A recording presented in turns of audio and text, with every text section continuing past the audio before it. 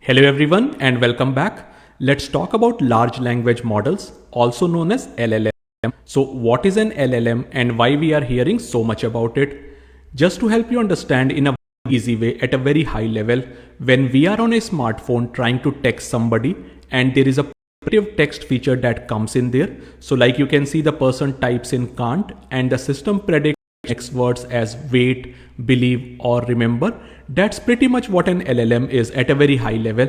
But of course, it's more massive. There is a lot of more accuracy and there are a lot of other components also involved.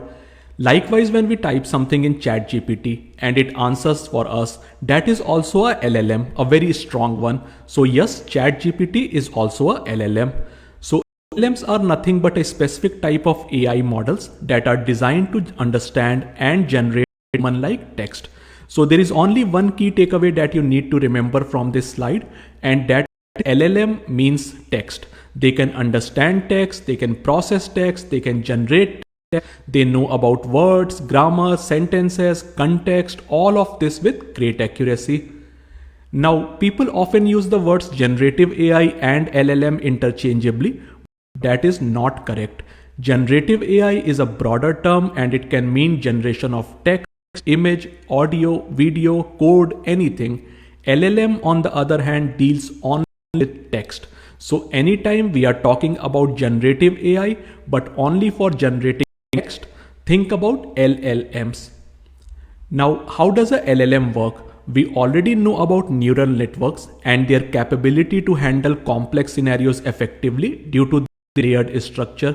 So the brains behind a LLM is a specific type of neural network, also called as transformers, and we will not go into depth of what a transformer is, but the only key thing to know is the way that they are architectured. They can understand language, they can understand context, all of that, and we will see this in more detail when we are talking about things later. But for now, just remember that transformers is a type of neural network that's really good at understanding human language, words, their meaning, context, etc.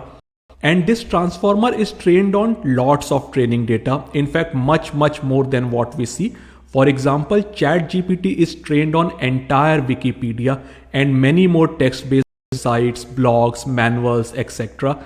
And basis of this learning, it is really good at understanding text and delivering the output. So when you ask ChatGPT something, it uses this training and learning to generate you the output. And last very important thing to note in here is when we say output here, it really means one word at a time. When we use ChatGPT and when we see it giving out long sentences, paragraphs, in reality it is predicting only one word, just one word at a time, the next word at a time. And it is doing it again and again, resulting in the long sentences and paragraphs that you see. So this is the basic understanding of how LLMs work. Now, a few key things that you need to know about LLMs. First is their training. So when we were in the last module, I asked you to remember the key takeaways. And the first one of it was training of a model on good amount of data is important for it to be effective. And large language models are trained on huge corpus of data. That's what the word large in LLM means. For example, if I talk about OpenAI or ChatGPT, they do not disclose the real volume of data that was used to train it, but some sources say that GPT-3, which is an older version of what we see today, was trained on around 500 plus GB of text data, which is enormous volume. This big data set means that it has seen kinds of words, grammar, sentences, semantics, facts, information, everything. And when you feed this volume of data, obviously the model will be able to train better and answer questions more accurately for you. Second is size and scale. So LLMs use massive neural networks that are called transformers, like I mentioned, and they contain billions of parameters. You can think of parameters like a knowledge bank, like a variable that is to train the model during training. So higher the number of parameters, the better is your model's understanding and generation capability. Now again, GPT-3, which was an version of the 3.5 or 4 that we are using today, was trained on 175 billion parameters. Palm, which is a LLM from Google, has 540 billion parameters. Just imagine. That's why if you look at ChatGPT, for example, you ask anything, it understands your question, it gives good answer, and the reason for that is training on the massive data set like I mentioned, and this huge number of parameters based transformer neural network. Third and last point, the training does not stop here. What we saw in here was our pre-training that the models come already done with. Then we can also have some fine tuning, meaning we can further tune the LLM towards a more specific and task oriented data set.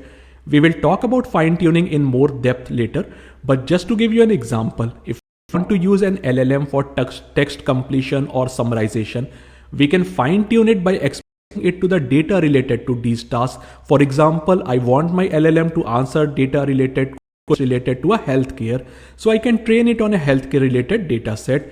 It will make sure that the LLM is more suited to your task and it is more better at generating content for that domain or task. Okay, so where can LLMs be used? Answer is anything involves text, and in fact they are being used in many of these spaces already. First is content generation. So you are in marketing, advertising, sales, anywhere. We can use LLMs like ChatGPT or Llama for our text content generation. Second is chatbot. This is one area where LLMs will make a huge impact. When we are chatting with customer support, LLMs can replace that first level of engagement and answer questions for you based on the company's documentation. And if the user is still not satisfied, they can go ahead and talk to a human. So imagine how much effort you can save in the first place. Third is language translation. So there are translators already available in the market for a long time, but LLMs can expand on those translations and do conversation based chatting that can give you better results. Then we have text summarization. Imagine you have a long thesis, legal contract, project documentation. You don't need to read all of it. LLM can generate the summary of that data for you.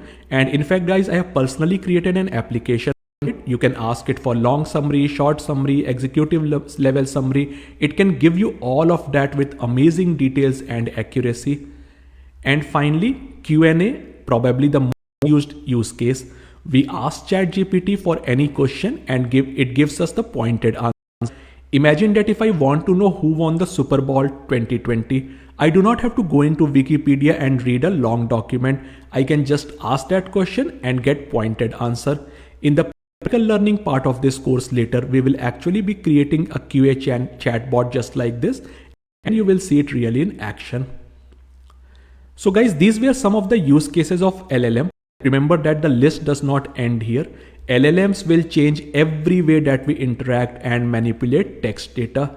And the list of LLMs is growing every day, from GPT to Llama to Palm to pointed LLMs for auto industry, finance industry. Every day a new model is coming, and for sure we will get more and more innovative applications in the coming days. Now you understand what LLM is, you know what their capability is, you will be ready to use them in your daily life, make your work smarter. Okay, so that was all about LLMs. Let's move on and another topic in the next video. Thank you.